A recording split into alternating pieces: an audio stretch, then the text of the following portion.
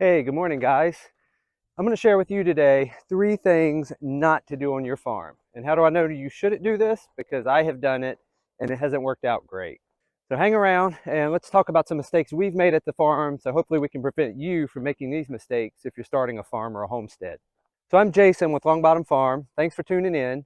Today we're going to talk about some mistakes that we've made in starting our farm and hopefully prevent you from making these mistakes. I've watched a ton of YouTube videos and a lot of the information I've gotten from how we do things on the farm is from those. I have also read a ton of books, magazines, and just trying to soak up as much knowledge as possible on ways that we could not only build our farm, but build our farm efficiently and profitably. Needless to say, all those things haven't worked out. So this is why I want to share with you guys today, just 3 things that if you're looking for a farm, you're already starting a farm, or maybe this is a project you're getting ready to do, to think about before you do it, as this will save you time and money and frustration and headaches. And let's get to it. One of the first things I want to talk about is fencing. When we moved to our farm, we had all these ideas already of chickens and cattle and everything that we wanted to do, and they needed fencing. That's one of the first things we needed on our property. When we first moved here, this used to be cropland, so there were no fences, there were no waters, there was no nothing. And while it's great to get started, one of the big downsides of rushing into that is that these are fairly semi-permanent decisions. And if you haven't walked your property, if you haven't been on your property through rain and snow, different weather events, if you decide maybe you want to do another enterprise, there's a lot of factors that come in when deciding not only what kind of fencing to put in, but where to put your fencing. In our first couple years, I can't tell you how many times I have put in fencing just to realize that, oh, this isn't big enough for what we want to do, or it was great at the time, but then we outgrew it. Or you just realize that this isn't the right place for this operation and now we need to move this operation to another part of the farm. So what I recommend is if you're thinking about fencing or starting a project, give it a year or two. And that doesn't mean wait on the project. Just use temporary fencing. You can get reels, T-posts. Just I would avoid putting in, concreted wooden post or driving in large posts, especially a number of them if you're doing them like 8 to 10 feet apart, just to realize that, oh, this isn't right. The only exclusion I would make to that is if you're just fencing your boundaries, meaning the edges of your property. Again, those likely aren't going to move, and that's probably an exception to this rule. But if you're doing any kind of interior fencing, cross fencing, seriously take a pause. And it doesn't necessarily have to be years, but a couple weeks, a month, just to make sure it's what you want. Another thing with this is to build bigger than what you think you're going to need. That was another mistake that we made with fencing, was we would fence areas that we thought were going to accommodate what we wanted to do, and then 3 years later we have triple the demand for our cattle, and I only fenced in an area thinking, oh, we're going to do 5 or 10 head of cattle a year. So again, go bigger than what you think you're going to do. It's just one of those things where if you have the extra space, great. But if you build it smaller, then you're going to need to either tear that out to expand it, or you're just going to have to build another fence. And it's just a lot of work. Another thing with fencing is you can do all the fencing that you want, but you got to think about, you've got to keep those fence lines clear. Again, we don't spray on this farm. We do everything regeneratively. We do spray, but typically it's vinegar. That's what we use, is vinegar, soap, and salt on some of our horse pasture fence lines. And that works, but it's still a lot of work to do that. So think about, the more fencing you put in, the more fencing you're going to have to keep clear. And especially if you're using, high tensile fencing that you're going to electrify, that definitely has to stay clear or it's not going to function. High tensile fencing is a deterrent, not a barrier, meaning if an animal wanted to get out, it's going to get out. What keeps it from getting out is that shock on the fence. And if it's not there, animals are going to learn to not respect it, and it's not going to work for you. So of course, other alternatives, you have barbed wire, which I've never dealt with that. If anybody has and has opinions on it, you can comment below. Typically high tensile fencing is what we've used, and corral panels or woven wire. When it comes to fencing, just in experience, I have found that the high tensile fencing, if you can keep it clear, works great. It's the cheapest you're going to get per foot for putting in. If a tree or something, especially if you're near woods and a tree falls on it, it's going to be very easy to repair if you have to do any repair at all. We've had a couple trees come down on our high tensile fence, and the extent of the damage was literally replacing a couple of those little plastic insulators, where if you're using woven wire or post and plank or something like that, you're going to have to replace wood, you're going to have to replace fencing. So just another thing to think about, the location that you're putting your fencing, what kind of environment is it in? And that can save you a lot of headache down the road. I could go into this probably for hours about fencing, but Please don't do that. when you're thinking about fencing in an area, Think about, is this what I want to do long term? Is this going to be the size of my operation long term? And just try to think about that, into the future, and plan for that. Again, you can't plan for everything, but this is just something that, again, we kind of went in guns blazing, and unfortunately we had to redo a lot of stuff. So it ended up being double work. So I just hope I can maybe save you the trouble of doing that by just taking a pause, build a little bit bigger than what you think. Again, think about the operation and think about the terrain where you're putting the fencing and what type of fencing will work best in that terrain. All right. Another big mistake when we moved to the farm was accumulating debt. It's super easy when you're first moving to a farm, and if you come into it with no debt, that's the ideal situation. That way you have room to borrow money to start up your operations. But it's also, especially when we started, I didn't have much experience, so I wasn't really sure. I thought I knew what I needed, but as time went on, I realized that, yeah, maybe I didn't need that, or maybe that was jumped the gun a little bit, maybe shouldn't have bought that as quick. So just watch your spending. You can see behind me here, we've accumulated, there's a trailer, manure spreader, hay equipment, tractor, a gooseneck trailer, hay spreader, cutters, and this stuff that you see here is over the last 7 years stuff that I have kept, stuff that I have realized that I do need for the farm. But what you don't see is also a lot of other purchases that I have bought and that we just ended up selling because it either wasn't big enough, it wasn't up to par for the job, or it's just something I thought I needed, and once I got here I realized I didn't use it, sat around. A couple examples of that is trailers. When you see behind me here, we have a gooseneck here.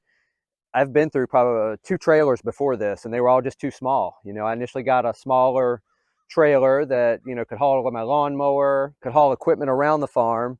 But then once we started getting ready into hay, I realized, yeah, this trailer that I have is not going to do anything for hay. I had to get rid of that. And then we bought another trailer. This was more specifically for our livestock, 14-foot trailer. And it actually did work great, but we have to haul about an hour and a half. And at the time that I bought it, we were hauling 1, maybe 2 head of cattle. And then when we started hauling 3 and 4 head of cattle in a 14-foot trailer, it's doable on a bumper pull, but it gets pretty scary when you're going 70 miles an hour, 60 miles an hour on some of the highways and stuff that we have to do to get to our processor. It's Route 64 and 81 in Virginia. If you know those are, people fly on those roads. So, if you're doing anything under 60, you're almost in more danger than if you're over the speed limit. So we realized again that trailer was too small, and we just weren't thinking ahead, and as our operation grew, what we were going to need. So now you see the trailer behind me now, gooseneck, which is much more safer, much more stable on the road, and then I can get up to 9 head of cattle in this. Not to mention our pig operation grew, where we were taking in maybe 3 to 5 pigs at a time. Now we're taking in 10 and probably thinking next year of taking 15 to 20 at a time. So there's just a lot of purchases that you jump into on the farm, and you watch YouTube, you read magazines and books. There's so many things through at you. There's so many solutions thrown at you. And when you're starting a farm, you're just full of problems. How do I grow my operation? How do I get these animals? How do I move them? How do I take care of them? And there's a solution to every problem out there. Different feeders, there's different trailers. And what you've got to decide is this really what I need? And is this really going to accomplish what I need it to do? Is it going to pay for itself? Really the equipment that you're getting should make you the money or save you money in not having that equipment. And that's kind of what I look at all of our equipment that we have on the farm now, or if I'm going to make another purchase, is 1, is this equipment going to pay for itself at some point? What's going to be the return on investment? 2, is this going to accommodate should my farm grow more? And then another thing to look at is it a priority? Especially if you're doing cattle, chicken, pigs, you have a number of different operations, and some operations may need something more than others. So think about that when you're making a purchase. Is it something that can benefit all of the operations you're doing, or is it just like a one-trick pony that only does this specific thing, and you're only going to use it 1 time a year? And there's some things that are just better than others. And so that's what you got to think about when you're starting a farm. Even after you're establishing a farm, still something I wrestle with sometimes. A toy comes out, or I find something on Facebook Marketplace. Is this something I really need? So that's mistake number 2 that we've made, is just, like I say, jumping head first into buying things that you end up not needing. Again, the quickest way to hamper your growth of your farm is to put yourself in debt. And again, there's going to be some upfront costs you're going to have to do. So just make sure, really try to think about all the purchases that you're making, and if they're necessary or if you can do without them, to a point where you're super profitable, and then, hey, if you want it, go for it. All right. And mistake number 3, and this is one I think almost all of us have made, is doing too much too quick. What I mean by that is that with farming like we do, there's a number of options. There's cattle, there's pigs, there's chickens, and that's for meat birds, or eggs. There are breeding, selling breed stock, and that again, that's from each enterprise. Cattle, pigs, you can sell piglets, and then obviously for chickens, there's different breeds. Your egg layers, you can breed for meat birds, and there's just a number of options. And sometimes it's easy to fall in the trap of, well, if I do this enterprise, it's going to add to my bottom line, and then I'll add this, and having all these things are going to make my bottom line better. And what you have to think about that is a lot of work goes with that. So one of the, and I won't call it a myth, but one of the things I see on YouTube especially is how in regenerative setups that cattle roam and the chickens are 2 or 3 days behind them, and then over here we'll bring the pigs in and then they'll eat the grass. And in my experience, a lot of that doesn't work well unless you have a ton of manpower and a ton of time to do it. You probably, like me, still have, either an off-farm job or you're getting your income to help start your farm from somewhere else.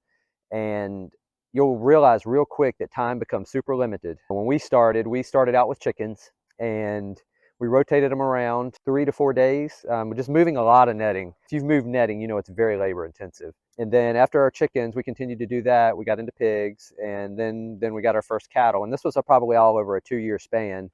But we had did that, when we first started our farm, our plan was really to jump into everything. Let's get some cows, pigs, chickens. Like, it was raising for ourselves initially, but still we kind of wanted to do so much. And then, you have to add other things. There's the garden, there's doing work on your property to make it beautiful. So there's just a lot that you can really get overwhelmed with, and you get to a point where you're getting started all these things and you're just maintaining everything barely at the expense of your mental health, stress, and you quickly start to realize, yeah, this isn't so romantic and this isn't fun. And it is the thing. It's just, don't go too fast. Take your time. If you want to start off with chickens, fine. If you want to start off with cows, fine. But I would definitely pick one operation, start with it, get good and established with it before moving into the other. Again, I said it took us over about 2 years to get 3 enterprises going. And what we realized with that was that 2 years really wasn't on purpose. It's just, once we started with chickens and then we added another enterprise, the amount of work it adds to your day, it gets a lot. And that will definitely slow you down from starting other enterprises. The other thing, again, is money. Each enterprise you start up, chickens, sure, they're pretty easy to start up, but you still have to buy a house, build them some kind of structure, the feed cost, and that gets really crazy if you start getting up high in numbers. The labor, I'm just hauling feed out to chickens every day. When we had 30 or 40, we had some feeders where we could set them up for a few days, but now we're at 220 chickens, I think, at this point, with layers, and it's hard to set up systems like that. So we're feeding every day, and we have to. With that many birds, you need to be checking them every day. With chickens, you got to get eggs every day, so you're going to be out there anyways. So it's just something to think about when you start in your farm, is don't make the mistake of the romantic view where you're going to have your chickens following your cows and your sheep in with your cows. And I'm not saying don't do that, but go into it knowing that it is a lot of work, and it's I think a lot harder once you start doing it than a lot of people make it seem. Again, there's a very romantic view of farming, and there's the real side of farming. And when you start getting up in those enterprises, it becomes a lot of work. And even if you've got one enterprise, once you start scaling it and growing it, it itself becomes a lot of work. With our farm, it's just me and my wife. We have 3 daughters. The oldest is 10, and they help out a little bit, but it's just her and I doing it. And we both work part-time jobs as well. And on top of that, we want to enjoy the farm life. We don't want it to be this grudge of, oh God, I got to get up and do this again, or I don't want to do this today. And not say you don't have days occasionally like that, but you don't want it to be all the time. And for us, it's not. We're in a very comfortable place where we're at. Say it's taken us around 7 years to get where we're at. And that's just getting the right number of animals, realizing what's too much. We've had to back off of stuff before, realizing that it's expensive, especially as first generation farmers just starting. So definitely, if you're thinking about doing it, I totally recommend going for this lifestyle. It's great. But just don't get too crazy with, all the options out there, because there's so many. And just take your time and enjoy it. Learn along the way. Keep watching these YouTube videos. You'll get a ton from it. But the best teacher is just doing it, getting out there, making the mistakes, learning from them, and that's how you get better. So those are just 3 big pitfalls that we have encountered in building our farm.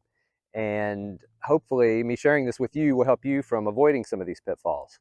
Again, farming is just full of mistakes. That's how you get better, is you try something, you see something someone else is doing, you try to emulate it, you iterate on it, you change it, and just trying, failing, and then going from there. And And then that's how you ultimately end up succeeding. And that's what makes you a good farmer. That's what gives you experience. It's like anything else, not even farming. It's like anything in life. To get good at it, you got to do it. You got to fail at it and then get better at it based on those failures.